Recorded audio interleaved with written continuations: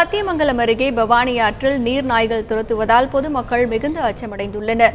இண்டியம்பாளையம், நெடுப்பாளையம், அரசூர் உள்ளிட்ட கிராம மக்கள் குளிக்கவும், துணி துவைக்கவும் பவானி ஆற்றையே பெரும்பாலும் பயன்படுத்தி வருகின்றனர்.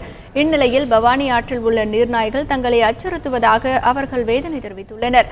கடந்த 6 மாதங்களாகவே நீர்நாய்களின் அட்டகாசம் அதிகரித்துள்ளதாக கூறும் பொதுமக்கள் ஆற்றங்கரைக்கு செல்லவே அச்சப்படுவதாக கூறியுள்ளனர். தொடர்ந்து பவானி சாகரில் தான் குளிச்சுட்டு சின்ன வயசுலேருந்து இருக்கிறேன். எல்லாம் இதுவரை இந்த நீர்நாய் பிரச்சனை இல்லை. ஆனால் நீர்நாயின்னு ஒரு 1-2 தான் பரவாயில்ல.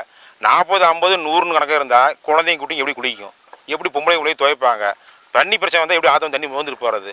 எந்த பிரச்சனையும் வழி இல்லாமல் ஒரே ரத்த காயப்படுத்தி ஆளை சேதாரம் பண்ணணும். தயவு செஞ்சு இதை பார்த்து நீங்கள் இதை சம்மந்தப்பட்ட அதிகாரிங்க எங்களை காப்பாற்றுன்னு தான் சொல்லணும். ஏன்னா இது அந்த ஒரு சூழ்நிலை இருக்குது.